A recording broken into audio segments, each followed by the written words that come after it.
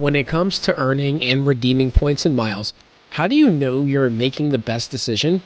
Should you chase the highest cents per point, aim for the lowest out-of-pocket cost, or just book what feels right? In this episode, we're diving deep with points and miles expert Julia Menez of Geobreeze Travel to break down exactly what you should be tracking and what you can ignore to get the most out of your rewards. If you want to fly first class for nearly free or just stretch your budget to travel 5 times as much, this episode will help you refine your strategy and travel smarter.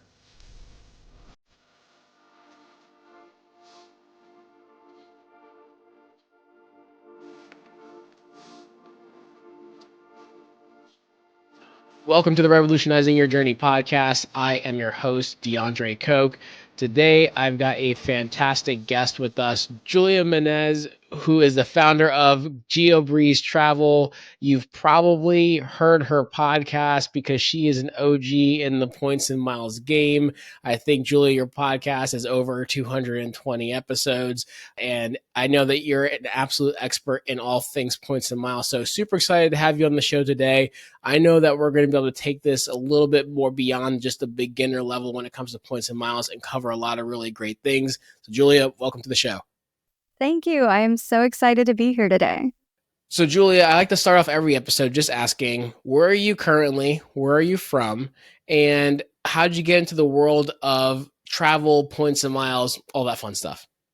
Where am I currently? I am currently at home in Las Vegas.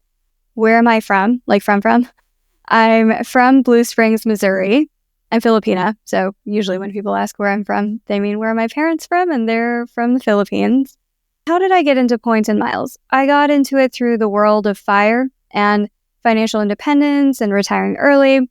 And as I was reading through all of those blogs back in the 2010s, some of them were mentioning getting to travel mostly for free or heavily discounted by using points and miles. So I was like, is that real or is that a scam? But sure enough, it works out pretty well. That's awesome. That's awesome. So Julia, you've built an incredible platform with Geobreeze Travel. I know you help people maximize their points and miles strategies. And I know you coach travelers on how to make the most of their redemptions, right? Whether that's getting the highest cents per point, minimizing out-of-pocket costs, or unlocking luxury travel experiences that they may have never thought possible. But here's the thing. All of these goals don't always align perfectly all the time, and trying to optimize for everything at once can definitely be overwhelming. So I'd like to break it down and just start with, when someone starts planning a redemption, how do you help them decide which of these metrics to prioritize in the space of points and miles? So when someone's planning a redemption, I think first it's important to establish, do you want to be the kind of person who tracks metrics? I used to be an actuary in a former life, so I am all about trying to see, is this optimized? Are we optimizing for the correct thing? And how can we iteratively improve with each year or with each trip? If that sounds like hell to you and you don't want to track numbers and you're like, I'm just in this for fun, that's completely fine. Like, YOLO, points are meant to be fun and bring joy to your life and not be an added source of stress. But if you are sitting there thinking, I am not currently getting the travel that I want based out of the points that I have, it might be good to take a little bit more of a mathematical and analytical and quantitative approach. So we'll start there with, should you even bother checking metrics at all? Only if you're not getting all of the travel that you want and if you feel like something's missing. So to analyze what metrics you should even be tracking, there are a few different styles that we can talk through. There are people where you're like, I just want to minimize costs as much as possible. Economy is fine. I just want those Hyatt redemptions where if I'm paying on points, I don't have to pay any fees or anything. It's just $0.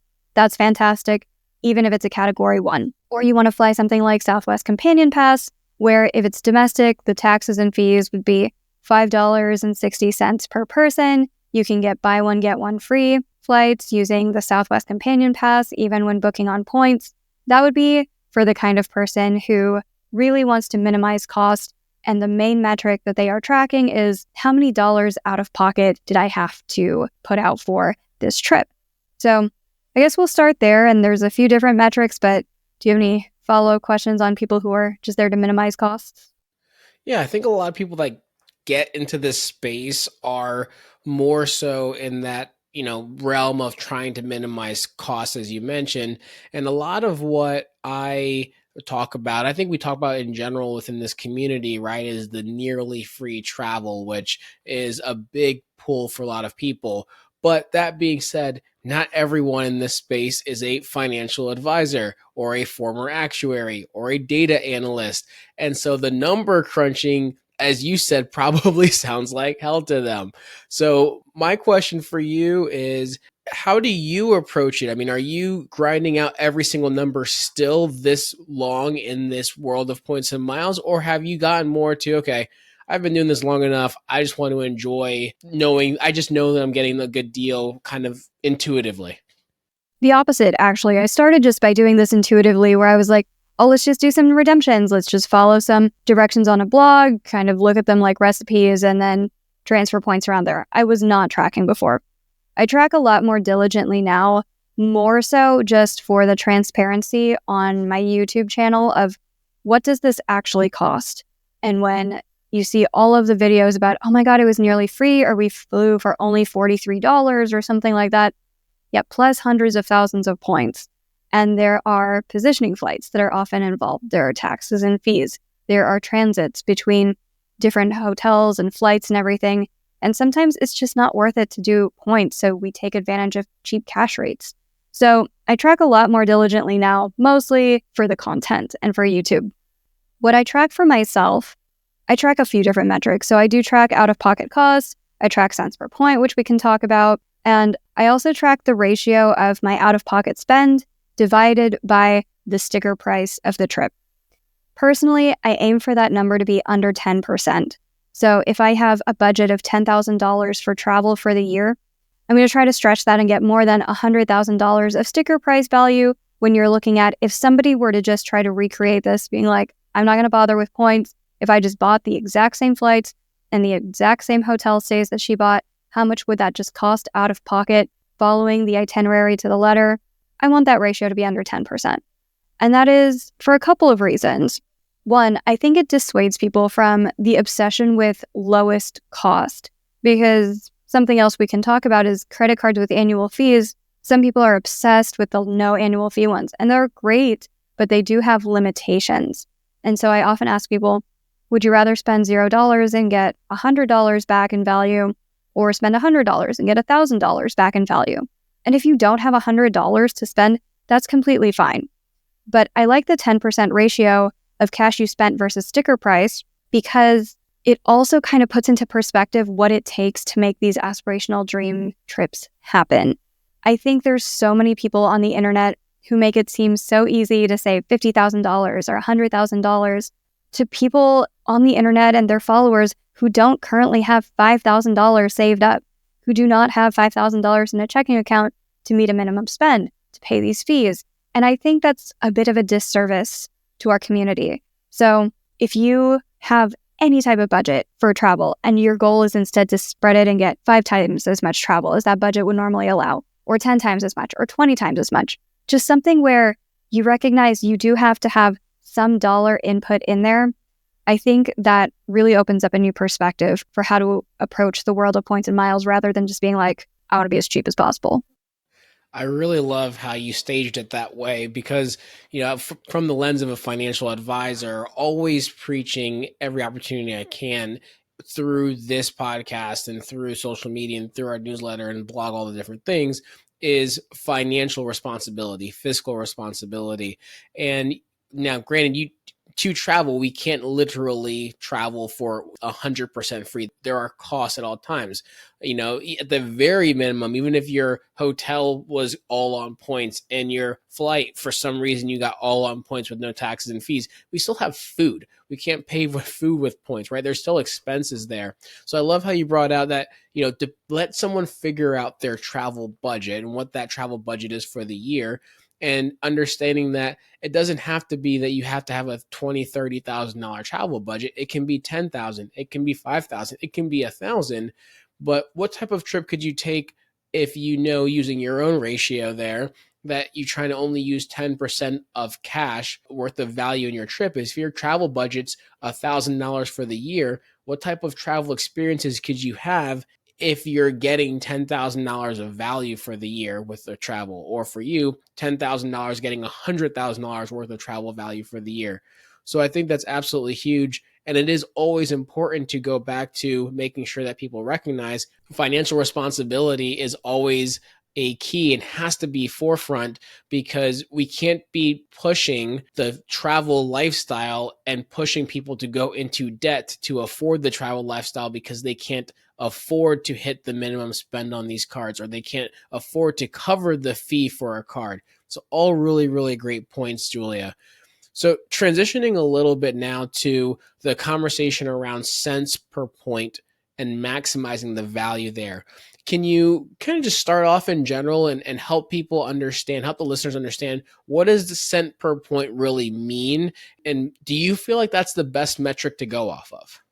So what cents per point is it's a ratio. It's probably one of the most common metrics that people talk about on the internet, where they're like, how much value did I get per point? And it's often measured as, if you take the sticker price of your flight or your hotel and subtract from that number any taxes or fees that you have, take that whole quantity and divide it by how many points did you pay instead of money. Most people would say that with your flexible points, aim for at least 2 cents per point.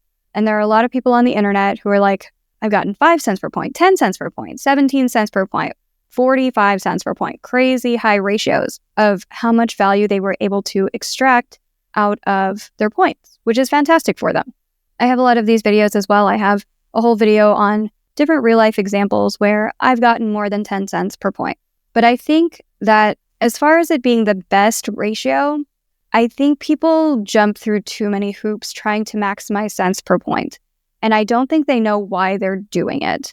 From what I can tell, a lot of people think it will let them into some exclusive club where we all bow down and we're like, oh my God, you got 70 cents per point. You are amazing. And you are now the popular kid at the lunch table, which in reality doesn't actually happen. It doesn't happen in real life. It doesn't happen on the internet.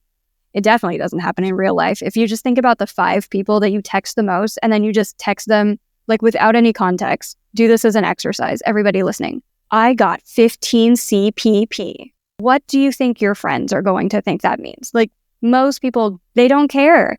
They don't care about cents per point. So while it is good to be wary of how much you're getting out of your points, making sure that they're getting you a lot of value, that you're not just squandering them and spending them on magazines, more isn't always better with cents per point, because it involves a lot of nuance of what did it cost to get that kind of benefit. It's always important to do those kinds of cost-benefit analyses, because if you traveled to a place you didn't want to go to on a flight that you didn't want to take, and you didn't even have a good time, but you can say you got a good math ratio to people on the internet who you don't know and who do not care about you, was that really the best metric? I would argue not.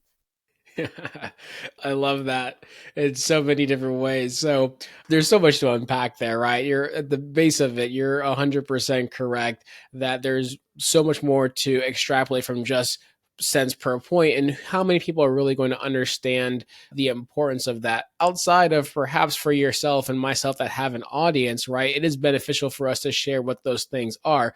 Now, you mentioned, 45 cents per point. If you've ever gotten that, Julie, I mean, I know you're on another level. Congrats. I think the best I've ever gotten to was somewhere between 15 and 20, which again is great. But outside of like our community, I think if I were to text you, you probably would give me a big thumbs up back. So at least you would know what that meant. But right, that's not really super exciting for most people in the real world. And for listeners out there, we do actually have a tool on our website, our point redemption calculator, that actually will show you what your cents per point is. But going back to the basic of what you said, right? So strive for 2 or more.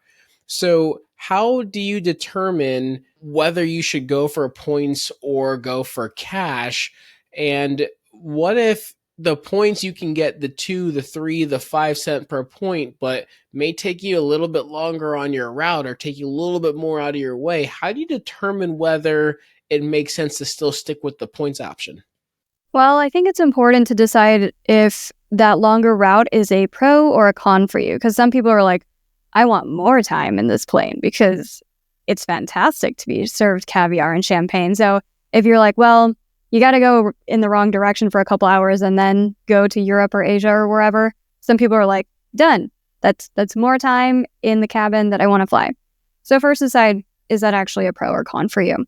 When deciding on flights and what point should I do cash, blah, blah, blah, here's the framework that I usually use for myself and my husband. So I will ask him, hello, husband, when do you want to take vacation next? And he will name a month when his vacation bank will have replenished itself. And let's say August. I will Google what places in the world are nice to travel to in August. So Europe is great in the summer. Great in August. If he says February, I probably don't want to go to Finland. So then, let's say we want to go to Europe in August. I will find some way to get across the ocean with points in business class that is a satisfactory points redemption for me. And that could be based off of a few things. Maybe it's got a high cents per point. Maybe it's an airline I haven't gotten to fly yet that's still on my bucket list. Maybe it's a direct flight from Las Vegas and we get to avoid doing any positioning flights. So there's a lot of different things. But mostly it's probably just going to depend on what's available around the time that we want to travel to the continent we want to fly to. And then I'll repeat the same process on the way back. Oftentimes we are flying back from a completely different country than the country we flew into. And then I have to figure out the connecting pieces and the positioning flights and hotels and everything there. But once you have your flights over the ocean and back over the ocean, all set, then you're good to go. So I'm curious when you're doing this, because oftentimes I find myself battling between kind of two different objectives when it comes to the points I'm about to use, especially when coming back from a trip, which is, do I get back faster or do I get back cheaper? And cheaper can be both less cost with actual cash and with points. So how do you tend to balance that you find yourself, right? Because there's ways that you can use points, drop your cost down to a couple $100 versus $1,000 or $1,500 for a business class experience, but you've got 5 legs versus 2. How do you kind of balance that for yourself personally, for you and your husband, from both an efficiency side with time, but an efficiency side with money standpoint? I think it largely depends on what are your priorities.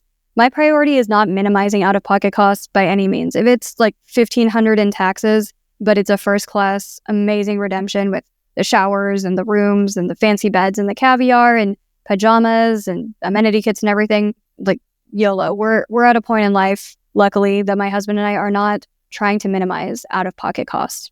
As far as routing, I can do like a couple legs, but if it's like 3 connections on the way back, I'm just not going to do it. I would rather just fly to a different country and know that going forward, where maybe we fly into Korea and there's nothing good on the way back from Korea. Maybe we have to go like Korea to Japan, to Canada, to Los Angeles, to Las Vegas. We're not going to do that.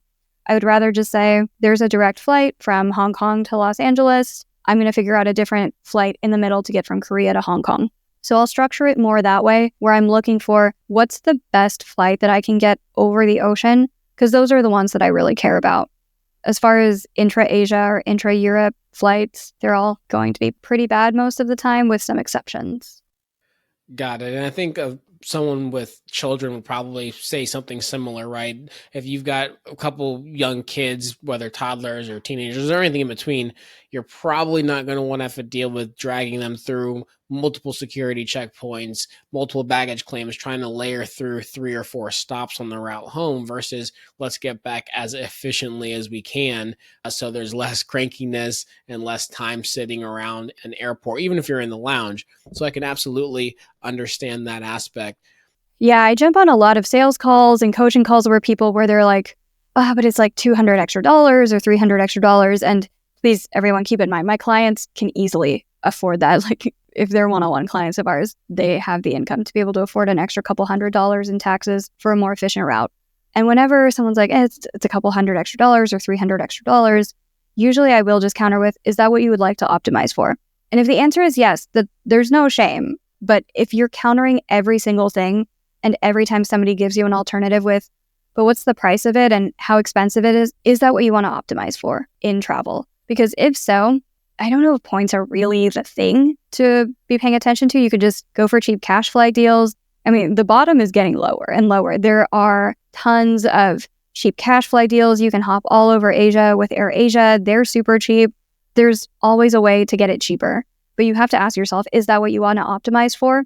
And if the answer is no, I would not counter every single suggestion you come across on the internet with, but what is the cost of that? Because I feel like it's a sad way to experience travel. If you're like, what is the cheapest possible way we can experience this country that we might not be able to come to again for the next 10 years? Great point. Absolutely great point. So when talking about your husband's schedule, you mentioned that basically you would ask him when his availability is. He would pick a month. Let's just say it's August, and you would figure out or Google the best country to visit in August. And typically that's going to be a Europe or whatever it may be. That's a great time to go to Iceland. That's when I went to Iceland. Iceland in November or December is much colder, right? So you figure things out that way. My question for you, Julia, is do you find that to be one of the best ways to get some hidden value to maximize that cent per point? Or do you have any other ideal tips to get the most bang for your points without overcomplicating the process, which is key? Yes. If you want to optimize for cents per point, there are a few kind of guidelines. For hotel redemptions, I do a lot of those Hyatt suite upgrades where it's 9,000 points. You pay the base rate. It's 9,000 points a night, and then you get a premium suite. It's not completely free, oftentimes very far from, where maybe you're paying $700 a night plus 9,000 points, but getting a $3,000 suite. That's a pretty high cents per point if you want to run the math on the side while listening to this podcast. Another strategy is if you can time it with transfer bonuses. A lot more stars have to align if you want to chase transfer bonuses. You cannot be that picky on destination and timing and all of that, but that's another way to stretch your points out further. I think our highest cents per point redemption is around 27 cents per point, and I redid the math, and you can get up to 60,000 on this depending on the cash price of the day. And it involves waiting for a built transfer bonus, because those transfer bonuses you can get 100%, 125, 150%, maybe more, depending on the rent day special. So we transferred points from built to Virgin Atlantic to fly Virgin Atlantic upper class from London Heathrow directly back into Las Vegas. It was fantastic because it was a direct flight home at the end of a long trip. Virgin Atlantic flights tend to be pretty expensive, and given that we only needed about half of the points transferred over versus what it would usually cost, we got a huge cents per point valuation on that. So if you want to play the built game and store those built points for when there's one of those really good rent day specials, that is another way to really maximize your cents per point. And then jumping on first class deals whenever you can. This one's much harder to do, especially if you have more than one person traveling. But that Chicago to Dubai route, I think now on the Emirates Game Changer, it's expensive. It's 163.5 or 168.5 thousand points per person one way in first class, plus $800 or $900 in taxes and fees on top of that. But the sticker price is $13 or $14 or $15,000 depending on the day. So that is still like 8 or 9 cents per point on that redemption. So those are a few different strategies where you can use the Hyatt upgrade rates with 9,000 points per night, time your transfer bonuses, especially waiting for the built transfer bonuses. And then if you can do those first class flights that would normally have very high sticker prices, those are some ways that you can maximize cents per point if that is what you want to optimize for. Hey everyone, I hope you're enjoying this week's episode. DeAndre here, and I just wanted to interrupt briefly to remind you of two things. First, be sure to sign up for our newsletter where we give you direct access to travel updates, news you'll want to jump on in the points and miles world, and our continuously updated card offers to maximize your travel rewards, often before they're ever mentioned in the show. Also, if you didn't already know, we have a private Facebook group where we share news as it breaks, ideas, and other things that don't make it into the newsletter or show many times. And that's the best place to get your points and miles question answered directly by me and other travel enthusiasts. Both of these links will be in the show notes. Now, back to the show.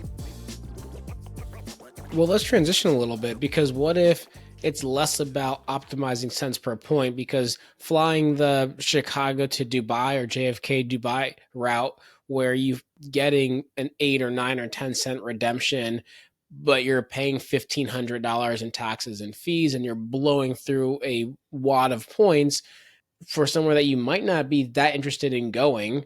is not ideal for everybody. So their goal, instead of optimizing or maximizing cents per point, is to minimize the out-of-pocket cost. What would be your recommendations of how to best start there? Because obviously taxes and fees are a big portion of what is combined with points, especially when it comes to airfare. Look into the Hyatt rates for standard rooms because you won't have to pay any taxes or fees, whether you're doing a Category 1 Hyatt house or a Category 7 Park Hyatt. Just getting the standard room, you're good to go there. So that would be my recommendation for hotels. For flights, if you can fly domestically within the United States, Hawaii is a great destination for this as well. And then you're flying on an American carrier, you can oftentimes find rates where the taxes and fees are only $5.60 that way. So, for example, if you wanted to fly from Newark over to Johannesburg, South Africa, United has some routes on that where it's, I think, 88,000 points plus $5.60 per person one way. Now, keep in mind, it could be a lot more on the way back, depending on where you're flying from. London Heathrow is notorious for their high fees. But at least on the way out, if you can fly on a US-based carrier, that's where you're going to find a lot more of those cheaper taxes and fees. Now, keeping in mind, a lot of people get into the world of points and miles so that they can experience a lot of these much more luxurious and glitzy foreign carriers. So somebody might be like, yeah, I know that I can fly over to New Zealand with American Airlines or fly over to Australia with American Airlines, and the taxes would be lower, but I kind of want to see if I can experience Qantas or Fiji Air or one of the other carriers. There's a lot of American Airlines flights over to Japan, $5.60 for taxes and fees a lot of times. But a lot of people are like, but I would much rather try Japan Airlines or ANA or that Fifth Freedom flight on Singapore Airlines from Los Angeles over to Narita. So that's something to balance as well is, do you want to optimize for the cheapest possible option and be flying American Airlines when you could instead be flying Singapore? So I think that's fantastic because a lot of times we are searching for, as you said really well, right? The glitz and the glam, the Emirates, the ANA, the JL, all these high end or these brands that we never get to fly when we're flying throughout the country. But getting your taxes and fees lower for someone could be the game changer for them, because now for a family of three, they're spending essentially $18 out of pocket plus points versus having to come up with a few $100s out of pocket for the same type of flight, or at least the same destination, not the same flight. Obviously, the flight experience would be different. And I think it's really important to mention what you talked about with London Heathrow, because to your knowledge, is there any other airport that's known to be as expensive with taxes and fees as London Heathrow is? Not consistently. That is the one where, like, consistently we see that it's much more expensive than a lot of the other destinations. There are some ways to get around that, like Life Miles doesn't pass on the fuel surcharges, so their taxes tend to be lower if you book through Avianca Life Miles. But today, they devalued their chart again, so a lot of the sweet spots are not nearly as good. So I'd shop around for that one. When it comes to budget-friendly redemptions, are there some underrated programs or transfer partners that you know of out there that are really, really beneficial for low out-of-pocket cost? Maybe not always for low out-of-pocket costs, though it's pretty low, but transferring your City points or Wells Fargo points over to the Choice Hotels program is great because those two programs will transfer over at a 1-to-2 rate. So with your Choice points, if a hotel is listed as 16,000 points per night, you only need to transfer over 8,000 points. Now, Choice hotels are not the most luxurious. It's a lot of those like Clarion Inn kind of things where in the US we don't pay too much attention to it. But I do highly recommend this if you're going to Scandinavia or Japan, because the rooms are going to be small anyway if you just want to throw your bag in and then go explore the city. I think Choice hotels are really underrated, especially for people who like to do budget travel. Now, I know your first thing you mentioned was transferring points or using Hyatt properties, because with Hyatt, obviously, you don't have to pay taxes and fees when you use your points, especially with the standard room rate for a point booking.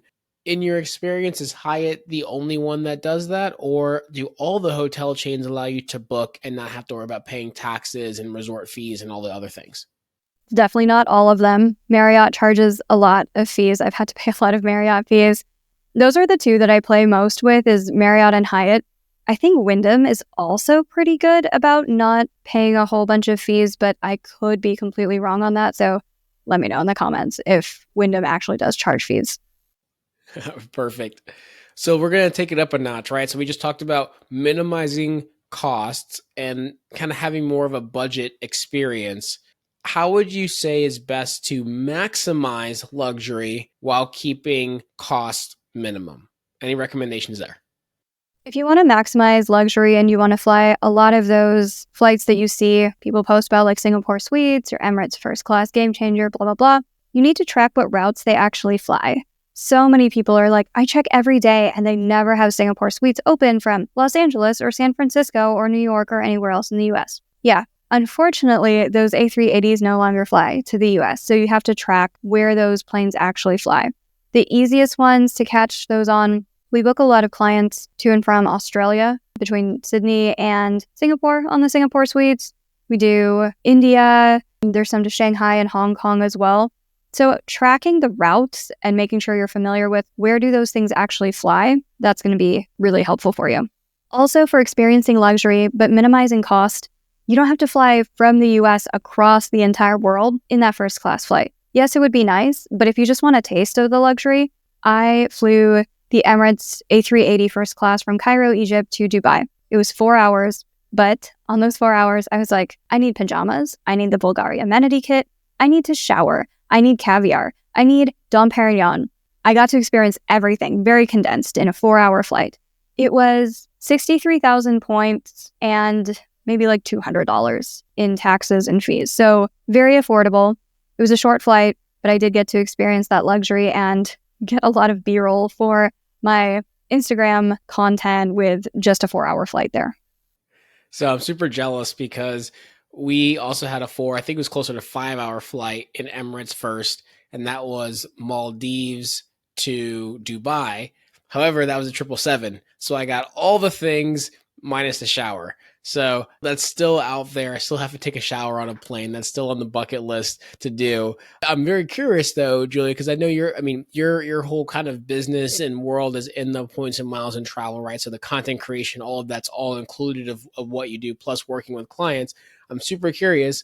That flight specifically on the A380, did we take that because of the flight itself, or did it happen to be that you were already planning to go to either Cairo or to Dubai or somewhere adjacent in your travels at that time?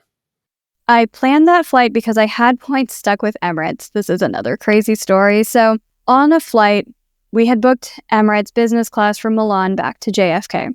And you can upgrade when you check in to the front desk for about 30,000 points. I think that's what it still costs.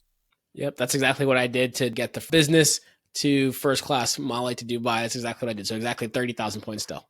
Yes. So we got to the Milan airport 4 hours early. I approached the desk and I was like, hi, is there first class availability open on our flight? And she was like, yeah, there is. It's 30,000 points per person to upgrade. I'm like, sweet, I'll transfer over 60,000 points. It didn't transfer in time. So 2 days later, we were back home and then I had 60,000 points sitting in my Emirates account. And I'm like, what am I going to do with this? And I was like upset with Emirates at this point, or Amex. I was just upset. So I was like, what's like the cheapest thing, or like what's the best redemption I can get with Emirates for 60,000 points? And I saw you can fly first class from Egypt to Dubai for 63,000 points. And I was like, cool, I'll just transfer over another 3,000. I'll book this. My husband can sit back in business class because we're not going to try this upgrade game again. I am not going to get those points stranded with Emirates again. So that is how that whole thing came to fruition. That is so interesting. I could actually imagine that feeling though, because when I went to ask the flight attendant the same exact question and she was like, yes, it actually might be 33,000 points. So it might have gone up a little bit in points, but I pulled out my iPad because I was like, I'm not even going to I don't want to screw this up with my phone. I'm going to pull up my iPad so I have a normal looking desktop to work with to do all these things. And I remember hitting the transfer button and just being like, please be as instant as it always is. and I refreshed my Emirates points and they showed it. And I said, hey, can you just double check up? My point should be there, right? And she was like, yep, we see it. I'm like, awesome. But in that like 10 seconds of page refresh, my heart was pounding because I was like, did I just roll points here for no reason at all? So I can utterly appreciate that sentiment and that feeling. And then also being like upset 2 days later when the points finally roll in. I tried not to be too much of a diva about it because at the end of the day, we had had a fantastic flight to Italy. We were flying from Milan to JFK in Emirates business class. It's perfectly wonderful. But yeah, I threw a quiet tantrum in the corner of the Milan airport when it was not posting in time. But I tried not to pout on a business class flight because that's just not in good form. So I just now have this visual of you just screaming into a travel pillow in the corner of an airport. Not, I feel like you probably don't even have a travel pillow, but I have that vision now of that happening. I mean, it was similar to that. And like, I am not making this up. Somebody recognized me in the lounge and they were like, are you Geobreeze Travel? I'm like, hi, I have dignity and refinement. Oh, that's great. So, Julie, as we start to move towards wrapping up here a little bit, one last question from a luxury space, essentially. Are there any, either in general or your favorite luxury redemptions that are kind of like sweet spots that people often overlook? My favorite luxury thing, it's not really a flight or a hotel, but if you have American Airlines Executive Platinum and you're going through Hong Kong, even if you're just flying a one world flight in economy, you have access to the Pier Lounge in Hong Kong. It's the best lounge. It's just the best. They have amazing cheesecake. They have a spa with massages and everything that I've never been able to get an appointment to because it always fills up so fast. They have a full-on dining room that's like a restaurant where you order off of menus and they bring you table service food. The vibes are not lounge-like at all. It's like a very, very rich person invited you to their summer cabin for like a small get-together where they really just want to show off how rich they are. That's just the vibes of the couches, the library, the offices, like the magazines that they have sprawled out everywhere where they're like, don't pick this up unless you're very rich. Yes. So that is the sweet spot. If you have American Airlines Executive Platinum status and you're routing through Hong Kong, if you're flying any kind of one world flight, check out the Pier Lounge. Julia, I have to almost like mute myself every time we talk because I'm just like here cracking up laughing, which was the same way it was when we met in person and had some really great conversations at Travel More last year with a really, really cool and funny story of your trip. I think it was through China years ago, which I will just tell listeners, you have to find that reel on our Instagram because it's a really funny story. I don't think anyone can watch that and not laugh hysterically. That being said, on your point about the Executive Platinum, I'm curious, is it specifically Executive Platinum or is it One World Emerald? Because we've got Platinum Pro, and so we get One World Emerald status. And so I'm curious, do we get in with that or do we got to push for the Executive Platinum? You're right. Yes. So if you have One World Platinum, which you do with Platinum Pro, I forgot that one also qualifies for Emerald instead of just Sapphire, you would have access as well. So you just need to show that you have One World Emerald and you have access to the Pier Lounge too. That is something I'm going to note down. I specifically have pushed to make sure we keep Platinum Pro just for the One World Emerald for all the benefits that come with that, plus the link to Hyatt with Globalist, but also because we're working on our honeymoon right now, which is going to be Fiji and New Zealand, and I believe we're going to be routing through Hong Kong to do that. So I am looking forward to experiencing that lounge now that you just pointed that out. Make sure you're flying a One World flight when you go through, because if you're flying like Air New Zealand or something else that's SkyTeam, unfortunately, they won't let you in. Got it. That's very good to know. I do know because we actually used American Airlines miles from the Hong Kong to Fiji for the flight out of Hong Kong. So I do know that at least we should get it for that alone. We'll see if we end up sticking with that flight or if we end up finding a better redemption. But as of right now, that's the flight that we've got on reserve. Perfect. So, Julia, one last question here before we start to wrap up. So you mentioned minimizing costs out of pocket. We talked about maximizing luxury, minimizing costs. We talked about keeping things budget, talked about cents per point. If you could only focus on one metric for all your redemptions going forward, what would it be and why? For me, it would be that ratio of out-of-pocket costs divided by sticker price so that I can focus on saying, here's your budget for the year. Can you 5x or 10x or 20x that and get that much more travel? Because that's really what points are for, is to help you expand your normal limits of what you'd be able to travel like, instead of just saying, oh, let me find new ways to minimize myself and freak out over every penny and every dollar. Like, you don't want to be penny wise but pound foolish on this. So that would be the metric I track, would be that ratio. And I love that. I think that's a really great metric for anyone listening to be able to follow, because if you are a couple or a family and you've budgeted for yourself or planned for yourself that you want to spend 5 or 10 grand a year worth of travel, understanding how much more you can expand your travels for yourself or your family within that same budget is huge, because we can then balance both the combination of financial responsibility with living the travel life dream all together, because you're making sure, hey, look, I'm spending what I know is in my budget for travel, but I'm getting all the things that I want, or at least most of the things that I want from a travel experience, whether it's the luxury flights, the luxury hotel rooms, and everything else. So, Julia, this was absolutely fantastic. Every conversation with you is often very funny, but at the same time, very enlightening and educational. So let me ask you, how can the listeners follow you? Geobreeze Travel is a staple in the points and miles world. And so for those that haven't heard of you before, where can they find you? I mostly hang out on Instagram at Geobreeze Travel. You can also find me on YouTube, same handle name, Geobreeze Travel channel there. If you have any questions for us, you can always just email me as well, julia@geobreezetravel.com, and I can route you to the best resource from there. Awesome, Julia. So before we wrap this up, last two things. First off, always like to ask the question, who else should we have on the show in the points and miles space? Oh, there are so many people that you should have from the points and miles space. And I know that you've had a lot of really great guests already. I like hearing from anybody who's in the industry or who has built an app or a website that helps the greater community.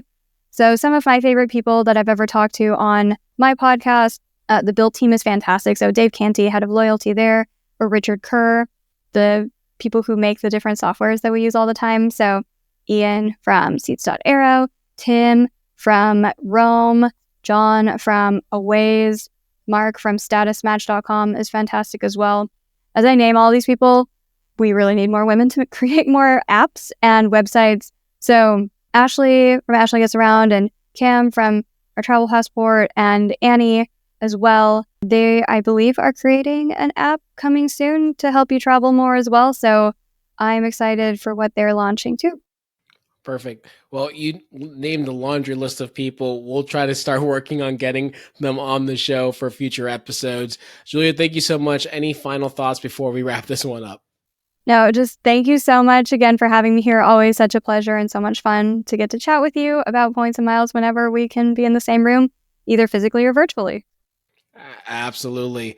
And for listeners out there, Julia is a wealth of knowledge and wit as well. Please check out her podcast if you haven't already, and follow her on Instagram. She offers some really, really great tips, things along the lines of how to get out of a timeshare presentation, and so much more that you can find on her social media, and a lot of knowledge and just great content overall. Julia, thanks again for being on the show today. It's been an absolute blast. And for the listeners out there, if you do have questions around cents per point, redemptions, all those different things, feel free to reach out to the creators in your circle. Obviously, would love for you to reach out to myself and my team. Julia and the Geobreeze Travel team as well will help you. And remember, on our website, we have under the tools the point redemption calculator. So you can go on there, put in the real cash cost, the point cost, the taxes, and it will tell you exactly what your cents per point are. And if it is a good redemption purely from that value standpoint, but as we know, it's not always just about how many points can you get. At the end of the day, it's about the experience and everything else. So if you like this episode, please don't forget to like, subscribe, tell your friends, do all the things, and we'll catch you in the next episode. Take care, everybody.